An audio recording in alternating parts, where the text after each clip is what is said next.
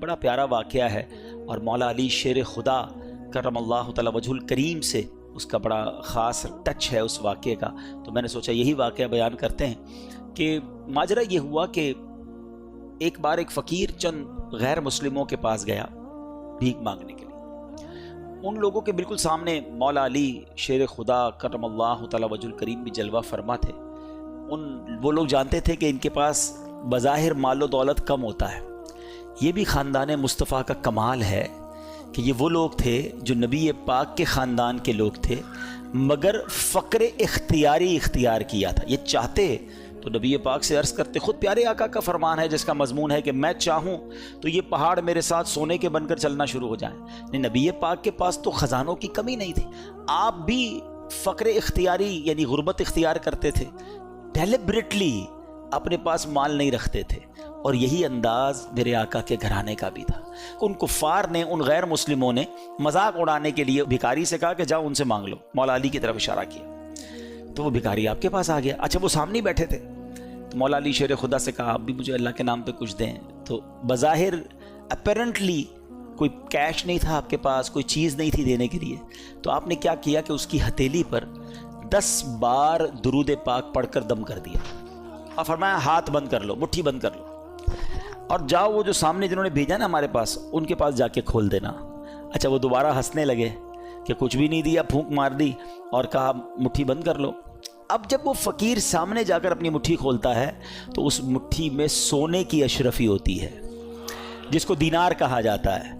اب جب یہ کرامت دیکھی تو کئی لوگ اس میں کلمہ پڑھ کر مسلمان ہو گئے۔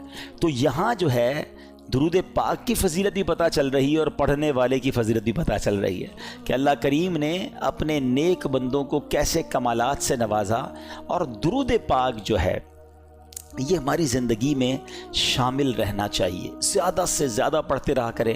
اللہ مجھے اور آپ کو کثرت کے ساتھ درود پاک پڑھنے کی توفیق عطا فرمائے، محبت کے ساتھ بآواز بلند درود پاک پڑھ لیں۔ صلو علی الحبیب صلی اللہ تعالی علی محمد صلی اللہ علیہ وسلم۔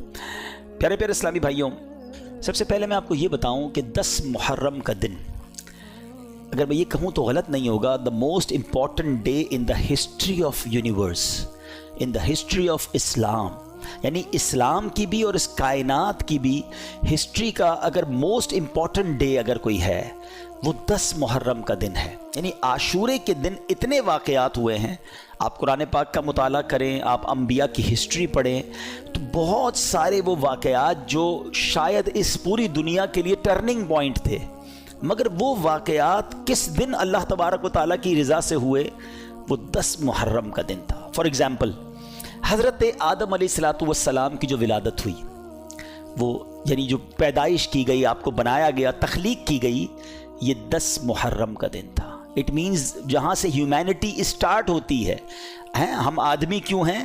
حضرت آدم کی اولاد سے ہیں، تو حضرت آدم کو ہی 10 محرم کو بنایا گیا۔ اسٹارٹ آف آپ یہ کہہ سکتے ہیں کہ انسانیت کی جو ابتدا ہو رہی ہے، تخلیق آدم جو ہوتی ہے وہ 10 محرم کو ہوتی ہے۔ پھر آپ کو جنت میں جو داخل کیا گیا وہ بھی 10 محرم ہی کا دن تھا۔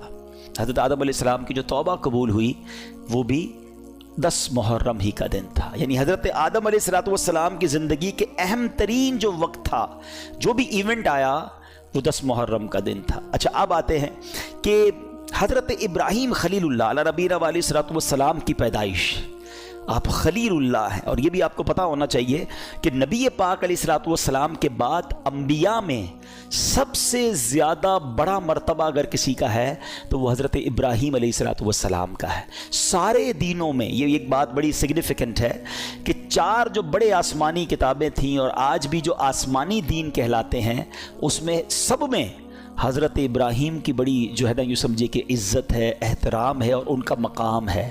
بہت کمال کی ہستی ہیں، کبھی انشاءاللہ موقع ملا تو حضرت ابراہیم کی ہسٹری پر بہت کچھ ہے ان کی ہسٹری میں، مگر ان کی ہسٹری میں بھی ان کی لائف کا بھی جو ٹرننگ پوائنٹ تھا کہ جب آپ کو نمرود کی آگ سے بچایا گیا، آپ کو آگ میں جو ڈالا گیا تھا اور وہ آگ میں سے جو آپ نجات ملی آپ کو، وہ بھی 10 محرم ہی کا دن تھا۔ آپ سمجھ رہے ہیں بات کو؟ اچھا اب آگے چلتے ہیں۔ حضرت موسیٰ علیہ السلام، سبحان اللہ، قرآن میں سب سے زیادہ جس نبی کا ذکر ہے وہ حضرت موسیٰ علیہ السلام ہے. آپ کی زندگی میں بھی بڑے پیچ و خم ہیں اور one of the historical history اگر پڑھیں حضرت موسیٰ علیہ السلام کی سیرت کو عقل حیران ہو جاتی ہے. اور کتنی جگہ قرآن نے حضرت موسیٰ کے واقعات کو بیان کیا, بنی اسرائیل کے واقعات کو بیان کیا, مگر سب سے اہم واقعہ اگر کہا جائے کہ جب فرعون سے آپ کو نجات ملی, جو دریائے نیل میں فرعون کو غرق کیا گیا اور بنی اسرائیل کو نجات ملی, یہ آپ کی زندگی کا اہم ترین پوائنٹ تھا, ڈے تھا. یہ دن بھی 10 محرم کا دن تھا. آپ انڈرسٹینڈ کیجئے کہ ہسٹری میں جب بھی کوئی بڑا ایونٹ ہوا اور مسلمانوں کے لیے کوئی بڑی اہم بات ہوئی تو اللہ نے گویا 10 محرم کے دن کو منتخب فرمایا. اس کی مشیت ہے. اور آگے چلتے ہیں. حضرت عیسیٰ علیہ السلام سبحان اللہ روح اللہ کہلاتے ہیں. آپ کی پیدائش یہ بھی 10 محرم کو ہوتی ہے. اچھا, پھر ان کی زندگی کا ایک وہ پوائنٹ ہے جو آج تک بہت سارے مذاہب میں ڈسپیوٹ ہے. ہم مسلمانوں کا عقیدہ یہ ہے کہ آپ کو آسمانوں پہ اٹھا لیا گیا ہے, آپ آج بھی زندہ ہیں. وہ والا زندہ, ایسے تو ہر نبی زندہ ہے, مگر آپ کو ابھی تک موت ہی نہیں آئی ہے جس کو ہر انسان کو آنے کا وعدہ ہے. تو حضرت عیسیٰ علیہ السلام جو ہیں ان کو جو آسمانوں پر اٹھایا گیا وہ دن بھی 10 محرم کا دن تھا. اچھا, پھر اسی طرح حضرت نوح علیہ السلام کے بارے میں بھی معلوم ہونا چاہیے ہمیں. آپ کو آدم ثانی کہا جاتا ہے. اچھا, کیوں کہا جاتا ہے؟ کہ حضرت آدم سے تو ساری دنیا چلی, ساری نسلیں بنی نوح انسان چلی, مگر ایک وقت ایسا آیا کہ جب حضرت نوح علیہ السلام کی قوم پر طوفان آیا نا, تو آپ کو حکم دیا گیا کہ ایمان والوں کو کشتی میں بٹھا کے اب طوفان میں اب وہ کشتی چلنے لگ گئی. تو لوگ کتنے تھے اس کشتی میں؟ 80 لوگ تھے. یہاں ایک درس بھی ہے کہ حضرت نوح علیہ السلام نے 950 سال اپنی قوم کو اللہ کی طرف بلایا. and after a struggle of more than 950 years کتنے لوگ ایمان لائے؟ only 80 لوگ ایمان لائے. اس میں ان لوگوں کے لیے درس ہے جو کہتے ہیں یار نیکی کا کام کرنے میں دل نہیں لگتا, کامیابی تو ملتی نہیں, میں تو کوشش کرتا ہوں کوئی ساتھ نہیں دیتا. تو یاد رکھیے میرا اور آپ کا کام کوشش کرنا ہے. کامیابی دینے والی ذات رب کائنات کی ہے. کوانٹٹی دیکھ کر مرعوب نہ ہو جایا کرو. اس میں ایک میسج یہ بھی ہے, یار اتنے سارے لوگ اس کی بات مانتے ہیں, کچھ تو ہوگا. اتنے سارے لوگ اس کے مرید ہیں, اتنے سارے لوگ اسے پہچانتے ہیں, اتنے سارے لوگ اس کے پیچھے بھاگتے ہیں, تو کچھ تو ہوگا. کوانٹٹی, یہ مائٹ از آلویز رائٹ کا فارمولہ ہی غلط ہے. ہاں, جو اللہ رسول سے سچی محبت کرے, اللہ تبارک و تعالیٰ کا پیارا ہو, وہ رائٹ ہے چاہے تھوڑے ہی کیوں نہ ہو. اب اللہ پاک نے کیا کیا؟ 80 لوگ تھے. یہ 80 لوگ جب کشتی میں گھوم رہے تھے, تقریباً 6 مہینے تک یہ کشتی گھومتی رہی. اب اس پوری ہسٹری کا جو ٹرننگ پوائنٹ تھا نا, جب کشتی نے کنارہ پکڑا کوہ جودی کا, اور وہ جو دن تھا وہ دن بھی عاشورے کا دن تھا, وہ دن بھی 10 محرم تھا. اور فرام دیٹ ڈے دنیا دوبارہ ریوائیو ہوئی. ان 80 لوگوں سے پھر یہ دنیا چلنا شروع ہوئی. اور اسی لیے حضرت نوح علیہ السلام کو آدم ثانی کہا جاتا ہے کہ دنیا گویا دوبارہ ری سٹارٹ آپ کے بعد ہوتی ہے. اور جتنے انبیاء حضرت نوح علیہ السلام کے بعد آئے وہ سب آپ ہی کی اولاد سے تھے, اس لیے آپ کو ابو الانبیاء بھی کہا جاتا ہے. Try to understand the importance of the day of the 10th of محرم. یہ عاشورہ کا دن حضرت امام حسین کے واقعے سے پہلے بھی ایک ہسٹوریکل ڈے تھا, اور کمال کے واقعات اس دنوں میں ہوئے. حضرت یونس علیہ السلام ان کی زندگی کا ٹرننگ پوائنٹ کیا تھا؟ جب وہ مچھلی کے پیٹ میں چلے گئے. اب وہ ایسا اندھیرا تھا, مچھلی کے پیٹ سے کون زندہ آتا ہے؟ مگر آپ وہ دعا کرتے رہے جس کو آج ہم آیت کریمہ کہتے ہیں, لا الہ الا انت سبحانک انی کنت من الظالمین. یہ وہ وظیفہ ہے. علماء کہتے ہیں آج بھی اگر کوئی مشکلوں کے اندھیروں میں پھنس جائے, وہ یہ وظیفہ کرے, اللہ اسے اجالا عطا فرما دے گا. اب مچھلی کے پیٹ سے کس دن نکلے؟ وہ دن بھی 10 محرم کا دن تھا. سبحان اللہ. اور آگے چلتے ہیں. حضرت یعقوب علیہ السلام کی بینائی, آپ کی بینائی ضعف ہو گیا تھا, بہت کمزور ہو گئی تھی, آئی سائٹ, بڑا طویل واقعہ ہے. وہ جو بینائی کا ضعف کمپلیٹلی دور ہوا وہ بھی عاشورے کا دن تھا. حضرت یوسف علیہ السلام کی ہسٹری, یہ تو وہ واقعہ ہے جس کو احسن القصص کہا گیا. قرآن میں حضرت یوسف کے واقعے کو بہترین قصہ قرار دیا گیا. نہیں پڑھا ضرور تفسیر قرآن میں پڑھیں. اچھا, اس واقعے کا بھی ٹرننگ پوائنٹ کیا تھا؟ جب آپ کے بھائیوں نے آپ کو کنویں میں ڈال دیا تھا. لائف تو آلموسٹ ختم ہو گئی نا, آپ کنویں سے تو چھوٹا بچہ ہے وہ کیسے باہر آئے گا؟ مگر وہ ایک عجب داستان ہے کہ آپ کو کنویں سے رہائی ملی. وہ جو کنویں سے نکالا گیا تھا وہ دن بھی 10 محرم کا دن تھا۔ اللہ اکبر۔ اچھا سبحان اللہ۔ اب اس دن حضرت ایوب علیہ السلام، صبر ایوب بڑا مشہور ہے، آپ کی تکلیف جو دور کی گئی، جس دن صبر ایوب کا امتحان ختم ہوا اور آپ سے بیماری ختم ہوئی، وہ دن بھی 10 محرم کا تھا۔ اور اللہ کریم نے اس دن بہت ساری انوینشنز بھی کی ہیں۔ ہم کہتے ہیں نا فلاں تاریخ کو فلاں چیز بنائی گئی، فلاں تاریخ کو فلاں چیز بنی، ڈیٹس یاد ہوتی ہیں۔ آؤ میں بتاتا ہوں کہ اس دن سبحان اللہ میرے رب عز و جل نے عرش، کرسی، آسمان، زمین، سورج، چاند، ستارے اور جنت، یہ سب بنائے، وہ دن بھی عاشورے کا ہی دن تھا۔ اور ایک اور بات بتاؤں، بارش جو ہے یہ زندگی کا، یعنی ہماری حیات کا جو تعلق ہے نا، یہ بارش سے ہے۔ اگر بارش دنیا میں ختم ہو جائے، لوگوں کو شاید امپورٹنس نہیں پتا بارش کی، یہ بارش ہی زندگی کا سبب ہے۔ جی ہاں، اس کی پوری ایک ریسرچ ہے۔ خیر آج بیان کا موضوع کچھ اور، ایک ہلکا سا ٹچ دے دیتا ہوں۔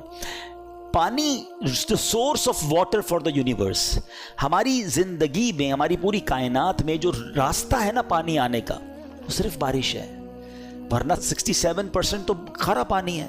باقی دنیا کو پانی کیسے ملتا؟ 8 ارب انسان تقریباً، ٹھیک ہے جناب، ملٹیپلائی بائی 10، 80 ارب اس وقت جانور ہیں، ملٹیپلائی بائی 10، یہ الگ تحقیق ہے کہ ہر جو زمینی جانور ہیں وہ 10 ٹائمز ہوتے ہیں، اور اس سے 10 ٹائمز جو ہیں وہ پرندے ہوتے ہیں، تو 800 ارب پرندے دنیا میں ہیں۔ ان سب کو پانی چاہیے، تمام پودوں کو پانی چاہیے، ہم سب کو پانی چاہیے۔ ہمیں روز پانی ملتا ہے، جتنا چاہیے اتنا ملتا ہے، اور وداؤٹ کاسٹ ملتا ہے۔ یہ تو ہماری مرضی ہے، منرل واٹر پیتے ہیں، ورنہ آج بھی 8 ارب لوگوں کے لیے اللہ نے فری آف کاسٹ پانی پوری دنیا میں اویلیبل رکھا ہے۔ ٹھیک ہے، یہ پانی کدھر سے آتا ہے؟ کتنا کروڑوں خربوں گیلن روز کا یوزیج ہے۔ اب ذرا اس کی تھوڑی سی، یہ جو پانی پیتے ہیں نا، جب جی چاہتا ہے پانی پی لیتے ہیں، یہ پانی پیو تو کبھی سوچا کرو یہ پہنچانے کا نظام کیسا شاندار ہے۔ سائنس کہتی ہے سمندر سے ایوپریٹ ہوتا ہے پانی، بادلوں میں جاتا ہے، ٹھیک ہے، آج تک کروڑوں اربوں گیلن اوپر جاتا ہے، کبھی ہم نے پائپ لائن نہیں دیکھی۔ یہ اللہ کریم نے کیسی پائپ لائن بنائی ہے جو نظر نہیں آتی، اور یہ پانی اوپر چلا جاتا ہے۔ چلے بھائی، اوور ہیڈ ٹینک میں چلا گیا، تقریباً جتنے بیٹھے ہیں سارے فریکوینٹ فلائر ہیں، کئی بار جہاز میں بیٹھے بادلوں سے گزرے، کہیں کوئی ٹینک نظر نہیں آیا۔ کدھر ہے وہ ٹینک جو بادلوں میں ہے؟ نظر نہیں آتا، مگر وہ سیکیور ہے بادلوں میں، جب رب چاہتا ہے بارش برستی ہے۔ چلے جناب، یہ بھی سمجھ آ گیا، یہ پانی تو کھارا اوپر گیا تھا، آج اتنی سائنس ترقی کر گئی، کتنے بلین ڈالر جناب پلانٹس میں لگائے، بڑے تجربے کیے، جب جا کے سمندر کا پانی پینے کے قابل بنایا، مگر ایسا میٹھا شاید وہ اب بھی نہیں بنا سکے۔ مگر یہ سارا سمندر کا پانی اوپر جاتا ہے، جب نیچے برستا ہے تو کیسا میٹھا اور لذیذ ہوتا ہے۔ سب سے اچھا منرل واٹر آج سائنس کہتی ہے، قرآن نے پہلے کہہ دیا بارش کا پانی مائے مبارک ہے، اس میں شفا ہے، لیکن آج سائنس کہتی ہے the most beautiful clear crystal water, جو منرل واٹر ہے وہ بارش کا پانی ہے۔ چلیں جناب، وہ کدھر فلٹر ہوا؟ ادھر کون سا پلانٹ ہے جو نظر ہی نہیں آتا؟ میں اور آپ کئی بار بادلوں میں جہازوں میں گئے، کوئی ایک سائٹ تو فلٹر پلانٹ نظر آیا ہو؟ اچھا جناب، فلٹر بھی ہو گیا۔ اب اس کے بعد جناب، اگر بارش کا پانی سمندر کے بخارات سے بنتا ہے تو بارش تو کراچی میں برستی، پنجاب میں کیسے برستی؟ ہمارے پاس سمندر تھا، ان کے پاس تو نہیں ہے۔ پوری دنیا میں کئی ایسے ملک ہیں جہاں سمندر ہی نہیں ہے، وہاں بارش کیسے ہو جاتی ہے؟ اللہ اکبر، رب نے ان بادلوں کی ٹرانسپورٹیشن کا انتظام کیا، ہوا کا نظام بنایا، یہ بادل کو لے کر چلتی ہے، اور ہر اس جگہ پر جا کر پانی پہنچتا ہے جہاں انسان کو ضرورت ہے۔ اچھا، بارش برسی، کسی نے کٹورا بھرا، کسی نے جناب ٹینک بھر لیا، بارش ختم ہوئی، پھر پانی ختم ہو جاتا، دوبارہ کیسے ملتا؟ تو سبحان اللہ، ہم فریج بناتے ہیں ٹھنڈا پانی کرنے کے لیے، اللہ نے ناردرن ایریاز میں ایسے فریج بنا دیے کہ جہاں یہ بارش کا پانی کولڈ اسٹوریج میں اسٹور ہو جاتا ہے۔ سائنس بتاتی ہے کہ اب بھی ایسے کئی گلیشیئر ہیں جو 100 سال سے زیادہ وقت ہو گیا پگھلے ہی نہیں ہیں، وہ اسٹور موجود ہے۔ جب گرمیوں میں کھپت بڑھتی ہے، اب پانی پگھلنا شروع ہوتا ہے، نہروں میں آتا ہے، پوری دنیا میں جہاں ضرورت ہوتی ہے ان علاقوں میں پانی پہنچتا ہے۔ لوگ کہتے ہیں انڈر گراؤنڈ ٹینک ہونے چاہیے۔ اللہ نے زمین کو کیسی صلاحیت دی ہے، جتنا پانی ہم نے پینا ہے ہم نے پیا، زمین کو ضرورت تھی زمین نے پیا، ایکسٹرا پانی زمین کے اندر اسٹوریج ہو گیا، جب ہمیں ضرورت پڑی ہم بورنگ کرتے ہیں، اندر سے پھر صاف پانی نکل آتا ہے۔ یہ نظام اگر آپ سمجھ لینا پورا، تو ہر گھونٹ پہ کہنے کو جی چاہے گا فَبِأَيِّ آلَاءِ رَبِّكُمَا تُكَذِّبَانِ۔ اب بتاؤ، اور آپ کو پتہ ہے یہ بارش جب اتنی اہم ہے نا، تو زمین پر سب سے پہلی بارش جب برسی تھی نا، وہ دن بھی 10 محرم کا دن تھا۔ تو یہ ہے 10 محرم کا دن۔ یہ دن گھومنے پھرنے کا دن نہیں ہے، لوگ پکنک منانے جاتے ہیں، چھٹیاں مل گئیں اب جناب گھومنے پھرنے جا رہے ہیں۔ یہ بڑا ہسٹوریکل ڈے ہے، یہ عبادت کا دن ہے، اللہ کو یاد کرنے کا دن ہے۔ اچھا پھر ایک اہم ترین واقعہ ہونا ہے، اور وہ بھی کتابوں میں ملتا ہے کہ جب قیامت آئے گی تو وہ دن بھی 10 محرم ہی کا دن ہوگا۔ تو ٹرائی ٹو انڈرسٹینڈ، 10 محرم کے دن تمام جانور خوف زدہ ہوتے ہیں، آپ کو پتہ ہے؟ ہمیں نہیں پتا ہوتا، انسان تو گھوم پھر رہا ہوتا ہے کہ ان کو یہ خوف ہوتا ہے کہ کہیں قیامت نہ آ جائے، لیکن ہمیں یہ احساس ہونا چاہیے۔ اور پھر اسی دن وہ واقعہ ہوا کہ 1400 سال کے قریب وقت گزر گیا ہے کہ امام علی مقام، امام عرش مقام، امام تشنا کام، امام حسین رضی اللہ تعالیٰ عنہ اور ان کے رفقا کو کس بے دردی سے اس کربلا کے میدان میں پیاسا شہید کیا گیا۔ اچھا کمال کی بات دیکھیں، محبت دیکھیں، اللہ کریم نے، ہم اللہ کا شکر بھی ادا کرتے ہیں کہ ہمیں اہل بیت سے، نبی پاک کے خاندان سے کیسی محبت دی ہے۔ ہم میں سے کئیوں کے والدین کا انتقال ہو گیا ہے، ماں سے بڑھ کر تو کوئی نہیں نا، والد سے بڑھ کر تو کوئی نہیں، لیکن جیسی تکلیف ان کے انتقال کے وقت ہوئی تھی 2-3 سال 4 سال میکسیمم 5-7 سال کے بعد وہ تکلیف نہیں ہوتی ہے، وہ تکلیف نہیں ستاتی، مگر 1400 سال ہو گئے ہیں۔ جب بھی کربلا کا واقعہ سنتے ہیں، جب بھی امام حسین اور ان کے خاندان کی مظلومیت سنتے ہیں تو آنکھوں میں آنسو آ جاتے ہیں، دل تڑپنے لگ جاتا ہے کہ یہ کیا کیا تھا ان لوگوں نے۔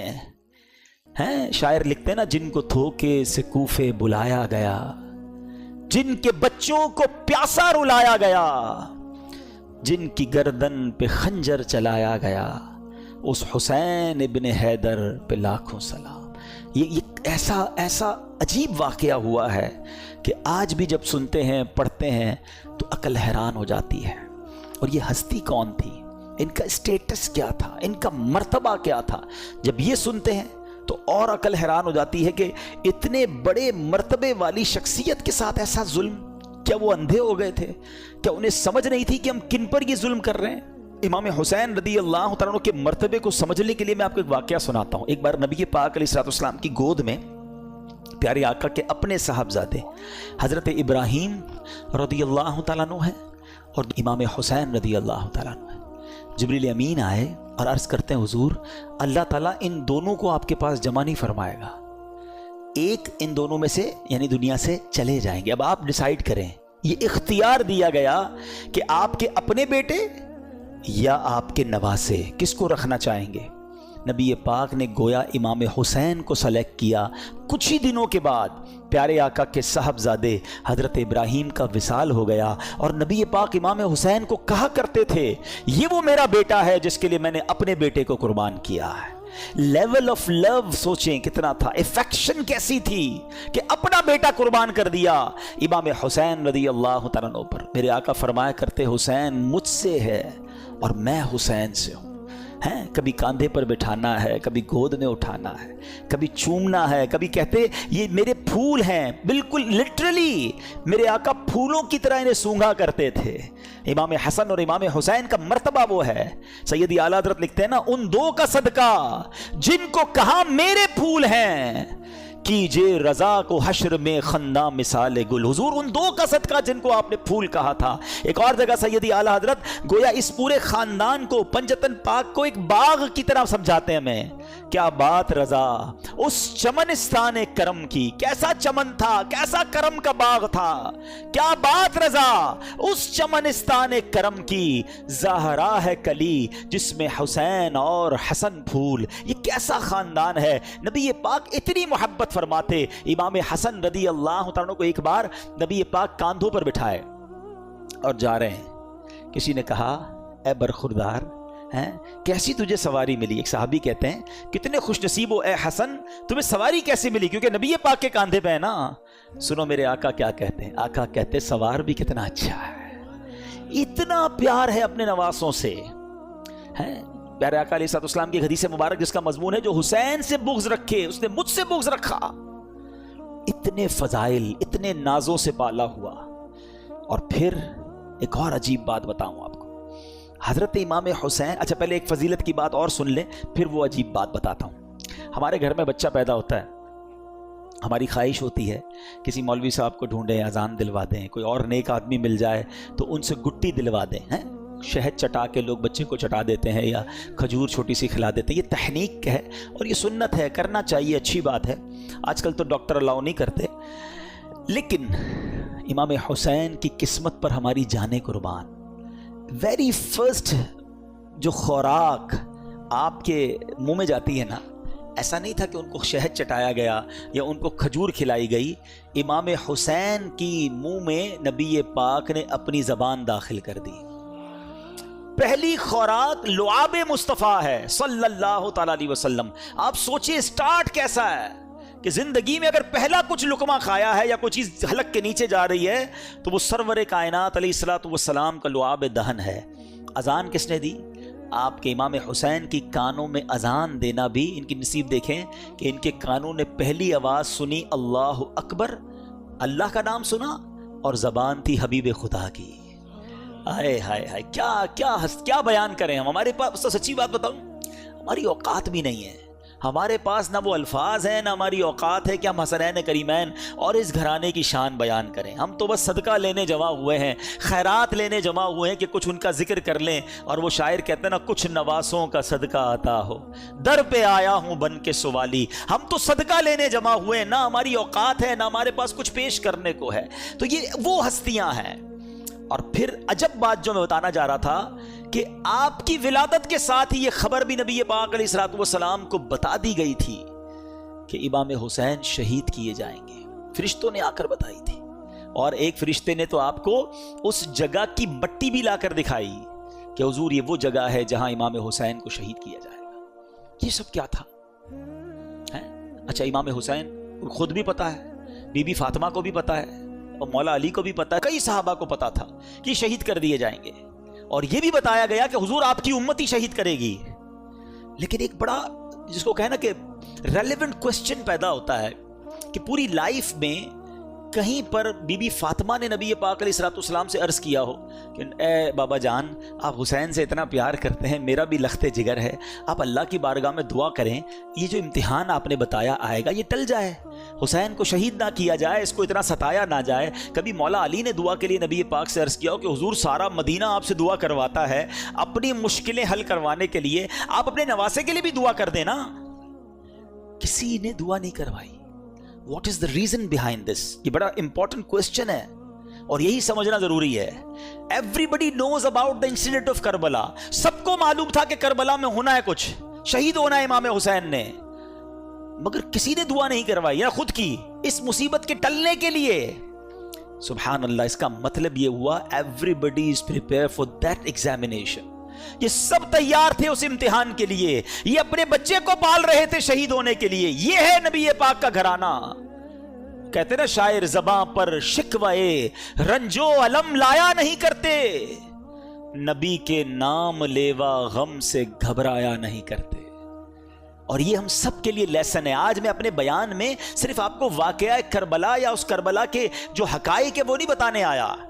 یہ تو کئی بار ہم نے سنے ہیں کہ کیسے لڑائی شروع ہوئی، تو کب پانی بند ہوا، تو پہلا وار کس نے کیا، تو پہلا شہید کون ہوا۔ یہ واقعات ہم سنتے رہتے ہیں، مگر فرق کیا پڑتا ہے میری اور آپ کی زندگی میں؟ ہم امپلیمنٹیشن کیا لے کر جاتے ہیں؟ ہم میں سے کئی وہ ہیں جن کی زندگی میں 40 بار عاشورہ آیا ہوگا، کسی کی زندگی میں 30 بار آیا، کسی کی زندگی میں 50 بار عاشورہ آیا۔ عاشورے کا دن اتنی بار آیا، فرق کیا آیا تمہاری زندگی میں؟ تم نے اپنی زندگی میں کیا سیکھا اس واقعے سے؟ آج ہم کچھ سیکھ کر اٹھے نا کہ پیغام کیا دیتا ہے کربلا کا میدان، یہ واقعہ سکھاتا کیا ہے مجھے اور آپ کو؟ پہلا میسج یہ سمجھو کہ ہر بندہ تیار تھا امتحان کے لیے، اور آج ہم ہیں کہ چھوٹا سا امتحان آ جائے تو زبان پر شکوہ ہے، شکایات ہیں، کمپلینز ہیں، بس یار بہت پریشان، سر میں درد ہے کہ جاتا نہیں، پیٹ کا درد تڑپاتا رہتا ہے، بس ہر وقت کمر میں درد رہتا ہے، بھائی کاروبار بڑا ہی مندہ ہے، طبیعت میں مزہ نہیں ہے، بس یار پریشان ہوں، پتہ نہیں کیا زندگی کو ہو گیا۔ جس کو دیکھو کمپلینز ہیں، شکر نہیں ہے، اور آزمائش کے لیے پریپیئر بھی نہیں ہے، کیونکہ قرآن نہیں پڑھتے۔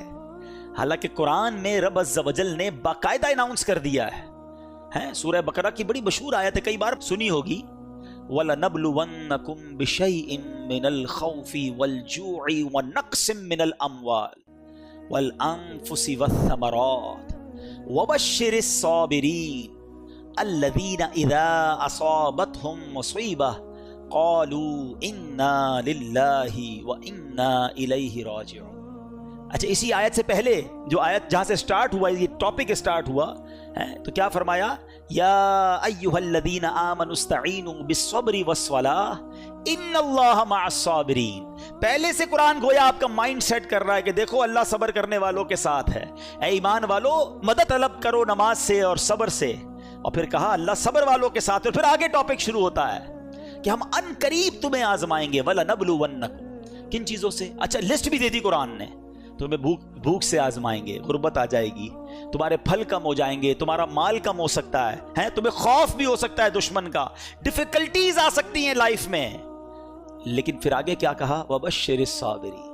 خوشخبری ہے صبر والوں کے لیے. جب ان پر مشکل آتی ہے تو کہتے ہیں ہم اللہ ہی کا مال ہیں اور اللہ ہی کی طرف لوٹائے جائیں گے. تو اس کا مطلب یہ ہوا کہ ایسا نہیں ہوگا کہ زندگی میں کبھی مجھ پر اور آپ پر کوئی پرابلم نہیں آئے گی. آ چکی، آگے بھی آئیں گی. لیکن قرآن کہتا ہے خوشخبری ہے صبر والوں کے لیے کہ جب پرابلم آتی ہے تو پریپیئر ہوتے ہیں، اللہ کا شکر ادا کرتے ہیں، صبر کرتے ہیں. تو کربلا کا میدان، کربلا کا یہ انسیڈنٹ صبر کا درس دیتا ہے. آج سے نیت کرے کہ مشکلوں پر بے صبری نہیں بلکہ صبر کا دامن تھامیں گے، اللہ کی رضا پر راضی رہیں گے. اب آگے چلتے ہیں. یہ کربلا کا جب واقعہ ہوتا ہے تو امام حسین رضی اللہ تعالیٰ کو تو دھوکے سے بلایا گیا نا. آپ تو لڑنے تو گئے نہیں تھے. لڑنے کے لیے کون بچوں کو اور فیملی کو لے کے جاتا ہے؟ آپ کو تو باقاعدہ معزز مہمان کے طور پر بلایا گیا تھا کہ حضور آپ آئیں اور آ کر ہمیں بچائیں. ہم یزید کی بیعت نہیں کرنا چاہتے، ہم آپ کی بیعت کرنا چاہتے ہیں. اور آپ پر چونکہ اتنے خطوط آ گئے، اتنی ریکویسٹ آ گئی